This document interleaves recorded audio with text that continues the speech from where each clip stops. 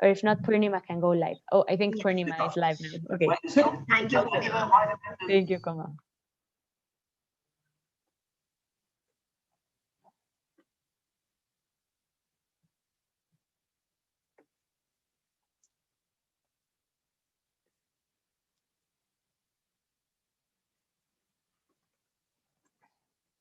Okay, perfect. So we will start now. Welcome everyone to the third session of day 3 of this Pop Festival 2020. We are thrilled to have you here with us. Before we start, I would like to go over a couple of things. We would like to kindly ask you to mute your microphones when you're not speaking in order to remove background noise. And if you have any questions, please feel free to type them in the chat. Also, you may use, if you post about this session on social media, you may use the hashtags that I will share on the chat. And I will also be sharing our social media and website on the chat in case you want to follow us in order to stay informed. So today we are thrilled to start this session titled Special Session on the Ocean, which will focus on disaster risk reduction strategies and the role of the youth for a resilient future. This session will feature a special address by Her Excellency Ms. Mami Misutori, who we have here with us, on disaster risk reduction strategies and the role of the youth in creating a resilient future. This will be followed by a discussion among youth leaders and ocean advocates. I would like to introduce Her Excellency Ms. Mami Misutori. She is the Special Representative of the United Nations Secretary General for Disaster Risk Reduction and the head of the United Nations Office for Disaster Risk Reduction based in Geneva, Switzerland. She assumed her role on March 1st, 2018. Ms. Misutori served for 27 years in various capacities in the Japanese Ministry of Foreign Affairs. Prior to joining the United Nations, Ms. Misutori was Executive Director of the Sainsbury Institute for the Study of Japanese Arts and Cultures at the University of East Anglia, UK since 2011. Ms. Misutori graduated in law from Hitotsubashi University, Tokyo, and obtained a diploma in international studies from the Diplomatic School of Spain. A Japanese national, Her Excellency Ms. Misutori speaks Japanese, English, and Spanish.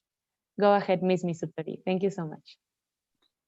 Thank you very much, Anna, for your very kind introduction. I'm very excited to be with you today. Thank you for the opportunity to speak to you on the topic of disaster risk reduction during your very important event. Now, let me start by stating plainly that there is no escaping the reality that the world is in a mess right now. Yesterday, in his speech on the state of the planet delivered at Columbia University, the UN Secretary General Antonio Guterres said quite bluntly that, to put it simply, the state of the planet is broken. And nobody knows or feels this more than those under 30 years old, whose birthright as citizens of what we call the Anthropocene.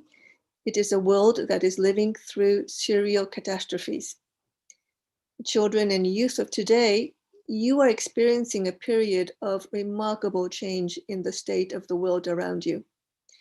And many of them are not really good, such as uncontrolled consumption of natural resources, especially fossil fuel, which has enriched the few but created a climate emergency threatening the survival of the planet and our species.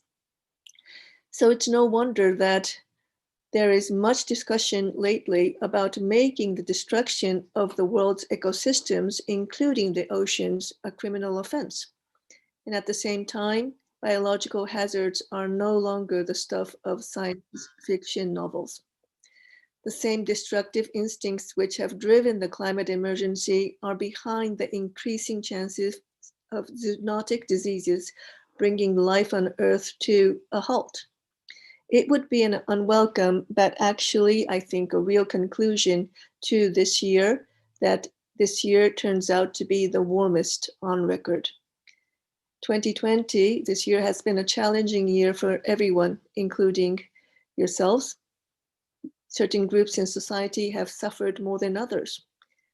These groups include the poorest of the poor, lacking the resources to even survive lockdowns.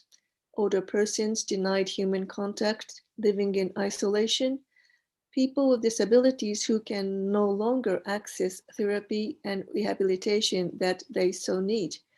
But the group that concerns me the most are the children and youth of this world, whose lives have been suspended at an age when really life should be full of hope and possibilities. My office, the UN Office for Disaster Risk Reduction, recently published the report called The Human Cost of Disasters. And this report shows that over the last 20 years, climate-related disasters have almost doubled by comparison with the 20 years before this. And it has affected over 4 billion people. We are all being quite radicalized by this reality, but none more so than the youth who will have to live, I'm sorry, with the consequences of global warming for the rest of their adult lives. Even if we achieve the crucial goal of limiting global warming to 1.5 degrees Celsius rise in comparison to pre-industrial levels, climate-related risks to health, livelihoods, food security, water supply, human security, and economic growth will only increase during our lifetime, your lifetime, and many generations to come. Just when this year COVID-19 arrived, the world seemed on a course for a revolution in the way that the youth were impacting on our most pressing concern, which is climate change. You may remember that Mahatma Gandhi famously urged us all to be the change that we want to see in the world. Few have been as good as putting this into practice as the Swedish young activist Greta Thunberg, who has gone from being a lone voice at the gate of her school to an activist who everybody, including the world leaders, have to listen to. And these world leaders are the ones who are tasked with finding solutions to the climate emergency. Many of Greta's contemporaries are in no doubt that the solution to the long-term problem of climate change is a sharp reduction in greenhouse gas emission, which is continuing to rise. The voice of the world's youth, not only Greta's, has been a powerful force in driving many countries, most recently China, Japan, Korea, to develop plans to achieve net zero CO2 emissions by 2050 or 2060. The jury will be out for some time to come on whether these politicians will deliver on their aspiration and not leave it just as an aspiration. Delivery is essential because if COVID-19 has not stilled the righteous anger of global youth, then I think nothing will. And while reductions in greenhouse gas emissions are essential to the well-being of generations not yet born, I repeat, we still have to live with the consequences of climate change for many generations to come. It is partly in recognition of this tragic fact that 5 years ago, 9 months before the historic Paris Agreement on climate was adopted, the Sendai Framework for Disaster Risk Reduction was also adopted in the same year. Now, I don't know whether you've heard of it, but it is a very important global instrument which sets out in clear terms the need for a systemic approach to managing disaster risk by considering the increasing threat posed by extreme weather events and biological hazards. The Sendai Framework recognizes that it's not enough anymore to respond after the disaster strikes us. We need to manage the risk before they become disasters. And the Framework for Disaster Risk Reduction recognizes that it is not climate change alone that we need to be alert, but the many ways that climate change can overact with other drivers of disaster risk. So what are they? The drivers are poverty, rising sea levels, changes in Arctic sea ice, the die-off of coral reefs and other ecosystems, unplanned urbanization, lack of building codes, regulation of land use, and weak risk governance. Now, this last point, weak risk governance, is the most important driver of disaster losses. When you do have good governance, then it's very difficult. It's very different. And when it's absent, we can see anomalies that defy common sense, such as large subsidies for the fossil fuel industry and a failure to respond to early warnings about the pandemic threat. The Sendai framework recognizes that an important part of handling hazards, both human-induced and natural, is to strengthen this disaster risk governance. You can actually measure post-disaster whether good disaster risk governance was in place or not. You can measure it by the number of lives saved, the number of people who avoided losing their health, their jobs, and opportunity for education, the survival of schools, hospitals, and public utilities, and reduced economic losses. This is the opposite of what we are seeing right now, because we are seeing the loss of all of these things. One of the most important elements in achieving these targets, which are set out again in the framework, is to ensure a broader and more people-centered approach on how we manage disaster risk before the risk becomes a real disaster. Governments, as you may know, and as you believe, surely, have the primary role in protecting their citizens and developing their national and local strategies for disaster risk, their plans before risk becomes a disaster. This is something that governments of UN member states agreed to do by the end of this year, and 93 of them have managed to do so far. They have managed to have plans for disaster risk reduction. But the important thing is governments cannot do all this on their own. And actually, they shouldn't be doing this on their own. They need to do this. They need to make their plans with all stakeholders. And I mean all, including children and youth. Listening to your voices should not be a token act. Your voices and needs should be integrated into these plans. And democracy actually means that governments need to be held accountable for their actions and the lack of action. Accountability and progress. This requires the engagement of civil society, especially of the youth, who need to be at the table in discussions when governments are developing these strategies and implementing these strategies. And this is how we can reduce risk both at national and local level in a whole of society approach. The Sendai framework, adopted unanimously by UN member states, does explicitly call for the promotion of youth leadership as a guiding principle.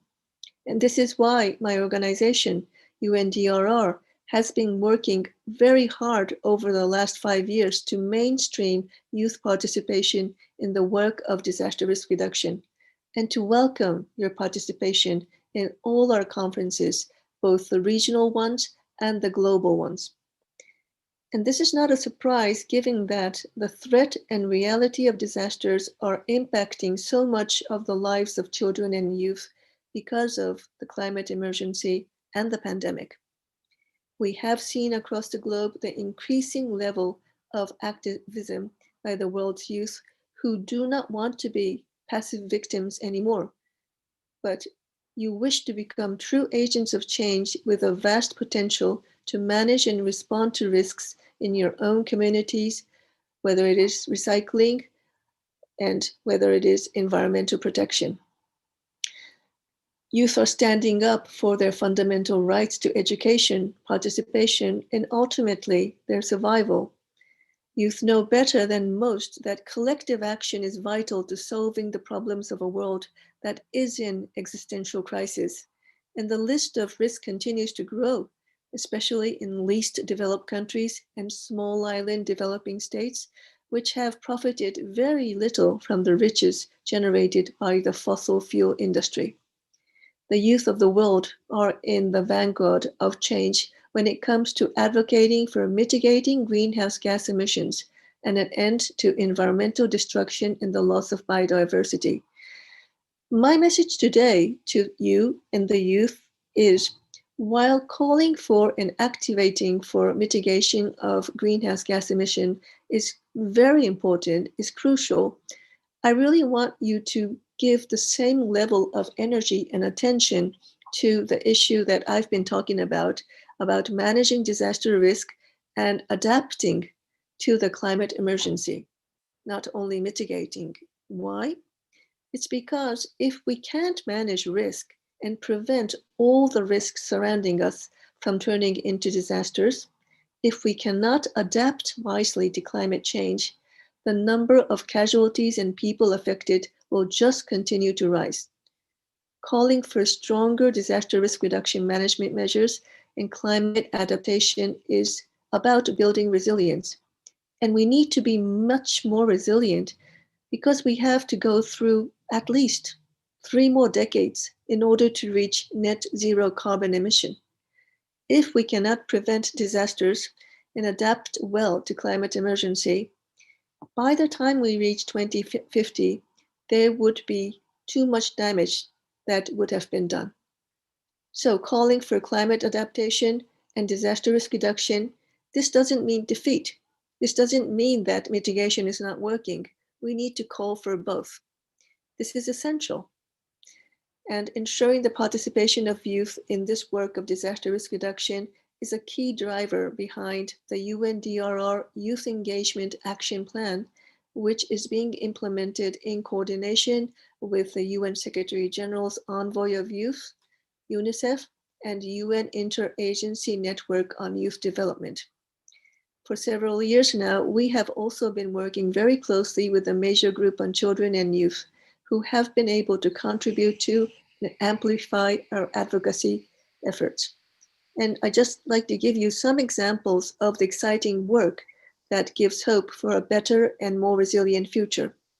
Over 20 webinars on COVID-19 and climate change have been organized this year for and with youth and children to ensure that you are engaged in part of the conversation about response and recovery from COVID-19. Young scientists are engaged in a work to make any activity towards disaster risk reduction evidence-based. There is now a new initiative underway in India to build the capacity of students in disaster risk management through university networks, and all our regional offices are engaging with youth groups to make sure that their full participation in 5 regional conferences for disaster risk reduction next year in Africa, Asia Pacific, Americas and the Caribbean, the Arab states, and Europe. All these conferences will be opportunities to assess how well we are doing in implementing the Sendai framework during the UN Decade of Action. Children and youth can clearly play a part in spreading awareness of the issues we are discussing here today, wherever you are, in your classrooms, in your streets, and in your homes. And in places where the climate emergency is already a daily grim reality and communities are in crisis, it's often the youth who take up the task of providing humanitarian assistance through the Red Cross, Red Crescent, and other groups. Last year in Madrid at COP25, I had the opportunity to exchange views with young volunteers of the Red Cross, Red Crescent movement. Nothing about us without us. This is a mantra that UNDRR has taken to heart in our efforts to promote a genuinely inclusive approach to disaster risk reduction. Gender balance is essential for whatever we do, but also age balance is essential when it comes to developing and implementing plans to create a more resilient world. We need to embrace you. We need to embrace youth as agents of change. Nobody has more at stake in the quest to create a much more resilient world. Thank you very much.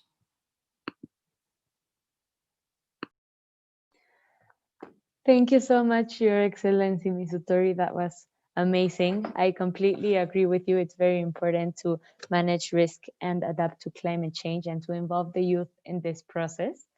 I would like to give the floor to Dr. Ash Pachari, who I'm sure is also wanting to express his thoughts. You are on mute.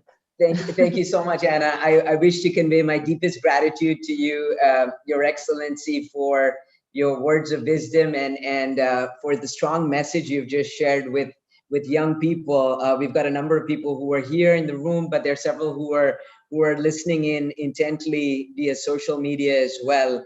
And I think, you know, all of us are really, really concerned about what the future holds, and particularly as we're living through probably one of the most unprecedented times, at least that we've ever experienced. And so I think that, you know, your message is very strong, and I think it definitely helps build and resonates very, very, very much with the youth here who are eager to take action. And I think your words of wisdom have given us great direction, and also a strong message and inspiration to move forward. I know that there's you know, several folks who are interested in engaging in dialogue, and they've got questions. So if it's okay with you, we'll just you know, request you for a few minutes, please, for just a little bit of dialogue with the young people over here. We have a fair bit of diversity in terms of geography, and I know that while many of us face similar problems, there are also, and challenges, there are also some unique issues that people would love to get your perspective on.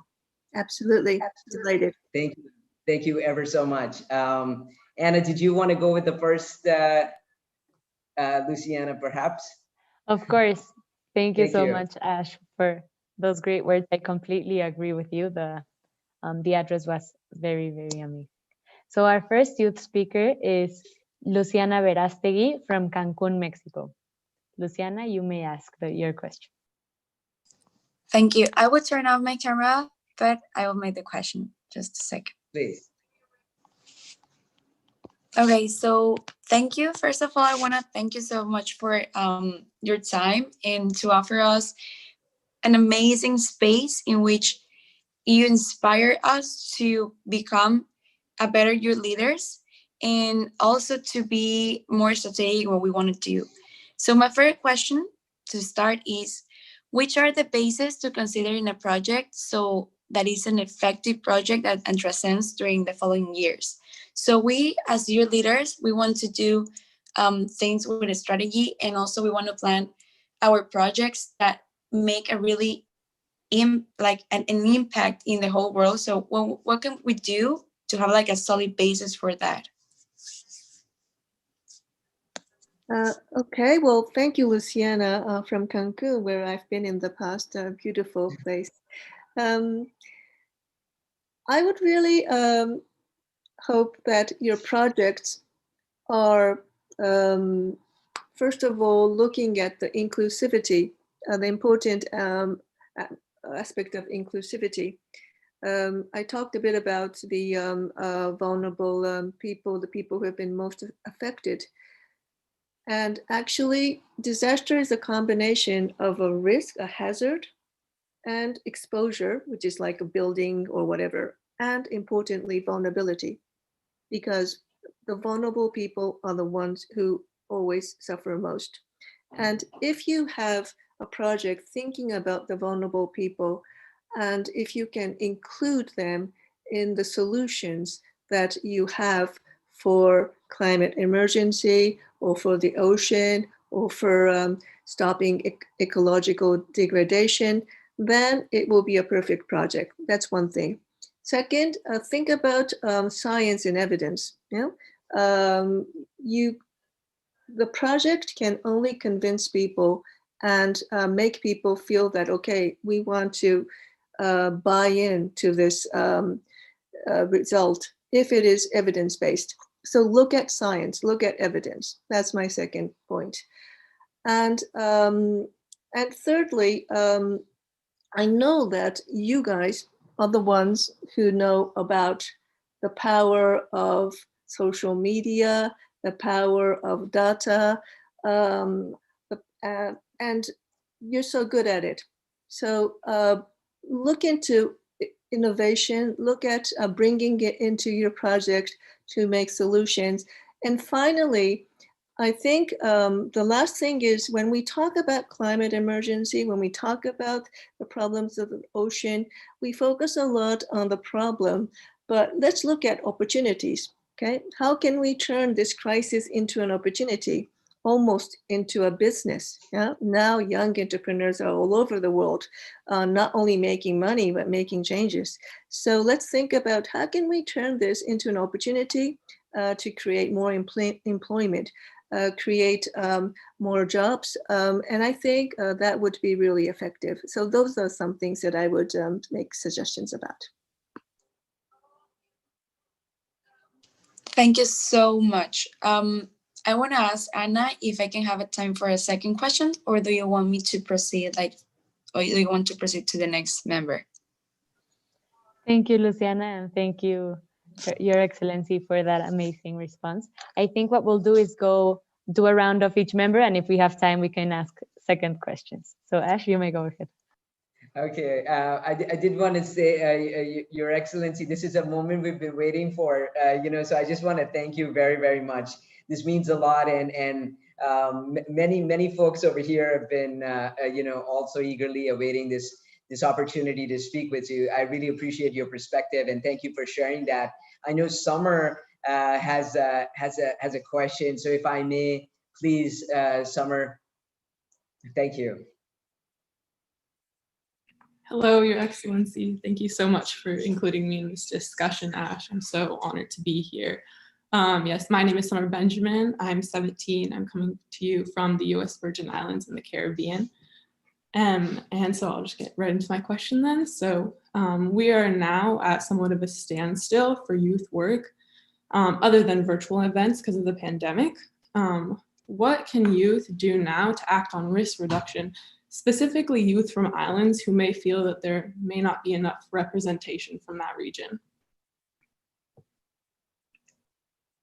So there's a real opportunity here for youth from islands, and especially from the Caribbean, because next year, one of the 5 regional conferences on disaster risk reduction for the Americas and the Caribbean will be held in Jamaica, Montego Bay. Now, every 2 to 3 years, we have a regional conference on disaster risk reduction. And for the Americans and Caribbean, this is the first time that's going to happen in a Caribbean nation. So I can put you in touch with our regional office. If you can send me your details, and I'm gonna put here my email address so that you can get in touch with me, so that you can try to organize something with youth, with your friends, with your contemporaries for this platform, because that's exactly what we want to do. And in a way, I can understand we're in a standstill because of the difficulty of this digital thing, but because it is digital, you can actually bring more people together. So let's again, use this opportunity, and I will connect you with our office. So please do organize something and make sure that, if I may, it sounds a bit strange, but celebration of disaster risk reduction. Okay. Thank you so much. That's great to hear that there's an event going on in the Caribbean, definitely. And I would love to be in contact with you and the organizers of that event. Thank you so much. You're welcome. Thank you so much for your question, Summer, and I'm glad this event came up. Summer has led some amazing initiatives in her school on the previous years in the US, and now she's leading some amazing events in the Caribbean. So I'm sure she'll be an amazing addition. Thank you for bringing it up. So for our next question, we have Leah Fushong from Trinidad and Tobago. Leah, you may ask your question. Hi, good morning, everyone. Hi, Your Excellency. Thanks, and Anna, for inviting me here today and for having me to have this opportunity. Her Excellency, one of the things that really stood out for me is that you spoke about adaptation And for us, I'm also from the Caribbean. I'm from Trinidad and Tobago. And we often address mitigation, reducing emissions, but we hardly ever speak to adaptation. And I wanted to know, as a youth leader, how more can we be involved in this adaptation process? Because, adaptation is so difficult sometimes because it has to involve government and getting the attention of the government, especially during this time, the COVID, the pandemic. It's like it has blurred everything away from the fact, that climate, you didn't know that the climate change reality and it's still here. And I think one of the things is that now with the pandemic, it's like you are seeing additional, further impacts that will take place. The use of people just producing so much more plastics and the production of these face shields, which additionally going to impact on us in the future. And it's like we have put, the environment and climate and everything on a pause. And I'm thankful for the pop movement for having this at this time, to remind us and, the world that we still need to continue addressing these issues. My issues is how can we as youth be more involved in the adaptation process? So thank you, Leah, for your question. I know that for a while, the reason why I sent that message to you all today is that it was a time when mitigation was like the sacrosancto thing, and it still is. If we can't mitigate, ultimately we're doomed. But the reality is that we now know that there are so many extreme weather events in the Caribbean, in the Pacific Islands. A lot of the what we call the small island developing states are really suffering. So now I think we've come to a realization that while we continue to put energy in mitigation, we also need to adapt. What does that mean? Adapting is about making sure that the impact of climate emergency is mitigated. Yeah? And there are things that you can do in your communities as well. These things start from where do you actually construct your house? Where do you actually have your critical infrastructure, such as hospitals, houses? These things are so critical. And then the other thing is, how well are you treating your ecology? There are now a lot of nature-based solutions, which are very much adaptation as well. We talk a lot of the mangroves, making sure that mangroves forests are not destroyed. If they have been destroyed, can we put them back? We talk a lot about the coral reefs. That is also a very natural barrier to floods and hurricanes. And all these things, you're right, governments have to be mindful, they have to have policies, but it can start at the community level too. It can start about how much are you mindful of not eroding your natural system so that adaptation can start from there. I think, those are things that you can look into. And in the local sphere, we know that the cities, the mayors, those are the people who are always at the forefront of responding and recovering from disaster, but they also have to be at the forefront of adapting and also mitigating disaster risk. So as young activists, I would think that, you can start by trying to connect with your local councils, your local politician, your local leaders, and so that, they can be more mindful of all the things that we're worried about.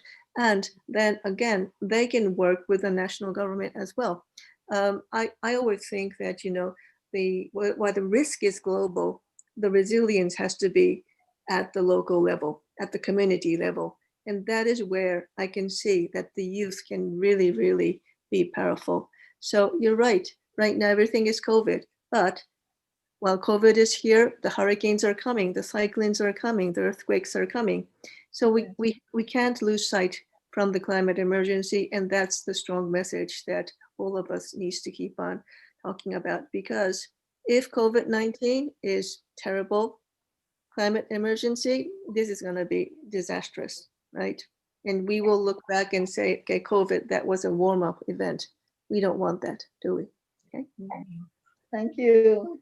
Thank you. Absolutely. Thank you, Your Excellency. You're absolutely right. I mean, COVID is a great wake up for us to think about, you know, the fact that what's in store could make this really look pale in comparison. So thank you, and I think this is an important message for all of us to start to make the change that we need to by reaching out to authorities and stakeholders at the local level and build the resilience on the ground. And thank you for sharing that. I did want to ask Meda, who's another very strong young leader from Uganda. She's been, working with young people across all of Africa, and I think Meda has a question for you, Your Excellency, if that's okay, please. Thank you, Meda. Thank you so much. Thank you so much, Dr. Ash. Your Excellency, I'm glad to have attended this session. I'm Malinga Mida Hope from Uganda, founder and general coordinator of Hitachi Africa. And basically, I really do have a problem with one thing that I think you would probably present a map or an eye-opener to me in order for us to see the way forward. Throughout my process of engagement with youth in the process of sustainable development with the thematic areas I've been handling, I got to realize one thing. The team we are looking up to address most of these problems is not empowered. Someone is in a really good institution with all the devices or opportunities or facilities required in order for them to learn how to address some of these challenges we are facing in society today, but they haven't been empowered to address most of these challenges. So the thing that I have always wanted to find out, and if I can have access to knowledge on how best we can ensure that we have a team of trainers of the trainees, because at this point in time, I believe you are the trainers and we are going to be the trainees of the rest. So what is your best approach to such a problem? Meda, that's a very important question. So how can people be empowered? And that's true, and the United Nations as a system, but our organization, we also, we put a lot of energy, time, energy, and resources into capacity building, because we do believe that empowerment is the ultimate solution. United Nations, we work with member states, we work with stakeholders, but our role is basically to support. We can't ourselves, we can't make the change on the ground without other people there being empowered. So capacity building is something that we do feel that is one of the most important activities we have. We do put a lot of effort into it, but what you're telling us, you're telling me is that probably it's not enough. Probably we need to train more the people who are the trainers on the ground. Because, and so if we can identify better the trainers, whether it's your community leaders or whether it's your academics or whether it's your professionals in other areas, and then they can train the other people. So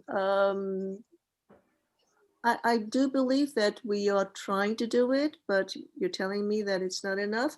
So maybe we do need to do more. But that really comes to the fact that education is so important, right? And education is important in the fact that it's not only about the science of these things, but how they can be applied into your everyday life. So we are looking at the United Nations in more ways to how can we do education better in Africa, in Uganda, where maybe the system is not as good or as, how should I say, widely shared as in developed countries. How can we use digital power more? So these are the things that we're looking into. And I don't think whether I'm really giving you a spot on answer because I'm thinking while I'm answering, but I get your message, and we will keep on working on that part of empowerment and capacity development. I don't have a great answer to that because it's such a big question. But Mida, I totally take your point. Right. Thank you so much, Your Excellency. The idea that I've always had in mind, actually, I raised it up in some conference I attended, is that the UN needs to come down at club level of institutions and really have direct impact through the clubs. For example, if we talk about environment, if it were possible for countries or legislatures of member states of the UN to ensure that at least every operating institution has an environmental club, whereby activities or programs and awareness on environment-related events are made, and also other capacities, rule of law, generally, there's so many clubs that are in institutions that I believe really the UN can come down and address most of these issues, because it's only through those clubs that we shall be able to directly train the trainees, because you are the trainers, but you will be able to train the trainees. That's something that I believe is a really, really major step that you can take, because we've tried doing it at small level and engage clubs within my country, and I've seen positive impact through that. So if UN, which has a higher hand in this, comes down and tries to do something, I believe you'll have impact as well, because at the end of it all, we are trying to increase on the capacity at which we are bringing change, right? Yes. So thank you so much. At least I have a glimpse of hope in this. Thank you. Thank you. Thank you. Thank you so much, Mida. That was an amazing question. And also thank you, Your Excellency, for such an amazing answer. I think I can closely relate to what you were talking about, living in a developing country myself, and also in a country where the government year by year has been defunding education. So it's nice to see that dignitaries at a global level care about this subject and can maybe make a difference in a country like this. And I also thought about the same thing in the last question when you were talking about adaptation, because in this government stage in our country, they have been doing the complete opposite. So they have been taking down mangroves to do petrol refinery and things like that. So it's very good to hear about adaptation. So now we have another youth leader from India. She has done a great job coordinating. So our next presenter is Priyanka. Thank you so much, Anna. Thank you so much, Your Excellency, for such an insightful and meaningful discussion. And thank you so much to the Pop Festival and Dr. Ash for bringing all of us youth leaders and giving us the opportunity to have this once in a one-of-a-kind discussion with such an eminent person. So Your Excellency had mentioned one point, which I do completely agree with, where you said that at a point of crisis or at a point when we feel like there needs to be immediate action taken, it's the youth that step up first. But most of it, if we look at it, the youth aren't well ready or well equipped to take up those kind of or those level of challenges. But yet, of course, we are doing our best to stay at the front of it. So I'm just going to do a two-part question, but my first part would be, what do you think are the skills/tools that youth need to hone or be honed with in order to be prepared? Because like you said, it's not getting any better anytime soon. And hopefully COVID shouldn't be the warm-up, but if it does seem like the way our actions are going, it might just be. So that would be the question one. And following up to that, a lot of I come from a developing nation. So for me, access to quality knowledge-based resources is very limited. So what is the way to make quality knowledge-based resources as well as tools easily accessible to students in developing and underdeveloped nations? How can we ensure that it's easily and more effectively available to them? And not that they have to, dig for it deeper and hope that someday their school would make it reach out to them. Because on a personal experience in a country like India, our education system doesn't give us a lot of insight, especially into developing our skills for tackling climate change or tackling disaster risk reduction. We absolutely don't have that. So how can we improve something like that as well? Thank you very much, Priyanka, for your question. Skills. I think the skills that probably there are skills that you need throughout generations and regardless of the time when you're living, right? It's very important to have person skills.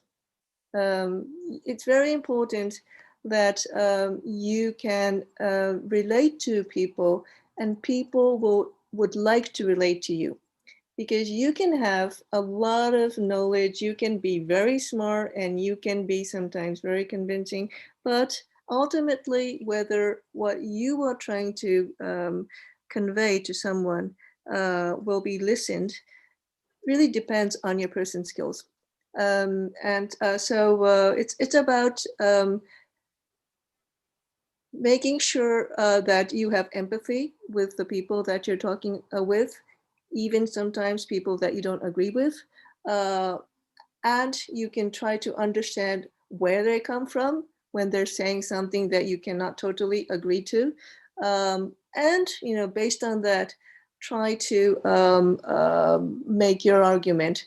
And if not totally convince them, try to come to a point where at least you can agree to disagree, if that makes sense. It's becoming very difficult to do these days. Some people have very, very extreme views these days, and they don't want to listen, they don't want to understand, they don't want to try to understand. But I think that's very important. We really need to try to understand where people come from when they say something, and make sure that, we can create things together. I mean, that's the problem of this world. The lack of solidarity, where does it come from? People don't want to, talk to each other and understand what's the problem. That's the biggest problem. But I think, youth can just, leave this kind of attitude and be different. That's one skill that I really think that one should have. The material. Now, there's a more and more tendency to have open information, open meaning information for free, but I'm not talking about, any kind of, fake news or any kind of, wrong information, but the real academic information, including, if you think about the amount of material that comes out, like in MOOCs, or the amount of, online lectures that you have now.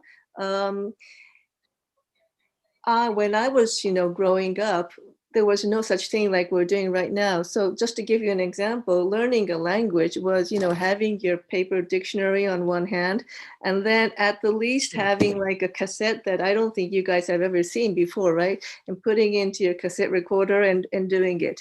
But now, just go to the internet. There are so many material already there.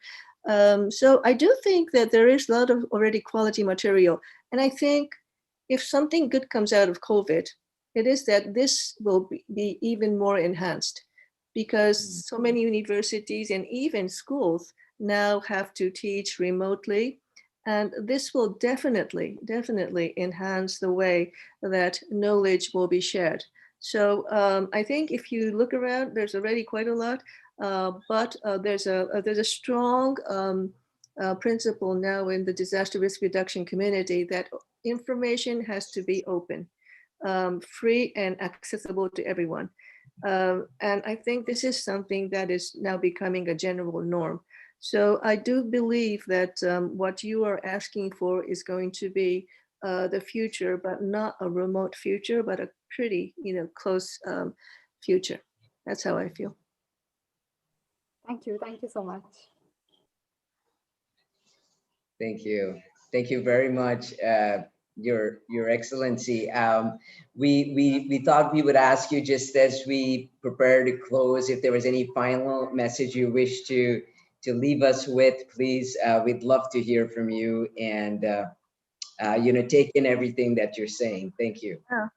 No, thank you, Ash.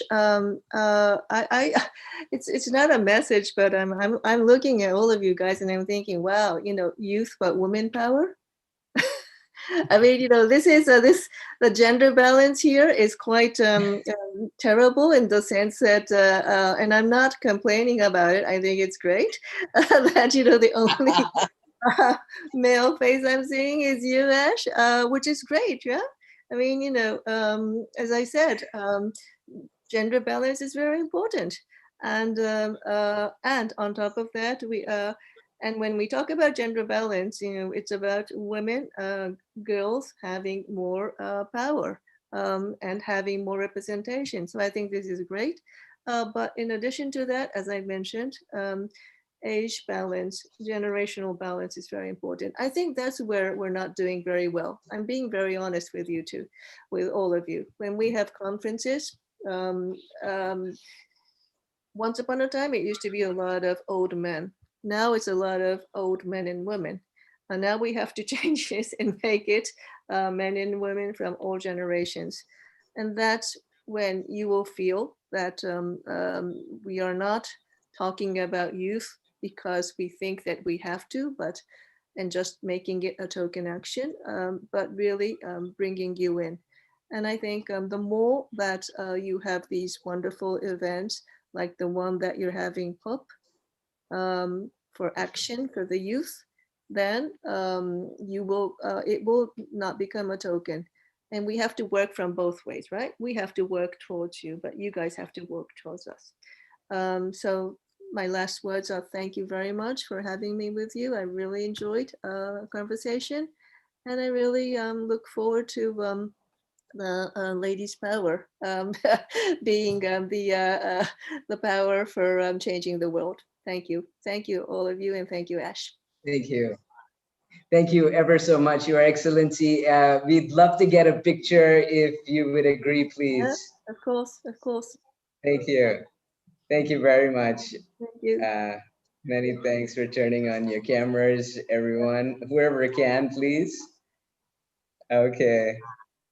We'd love to share this with you, Your Excellency, and also certainly keep you posted on the outcomes of this particular event and our activities, and greatly look forward to seeking your thoughts and your wisdom as we progress. Thank you. And next time we meet, please call me mommy, because you're making me feel very old. Okay? Okay. All right, mommy. Thank you so much. Thank you. Bye-bye. We're very grateful. Thank you ever so much. Thank you. Good luck with your festival. Bye-bye. Thank you. Thank you. Bye. Bye. Thank you. Bye. Bye.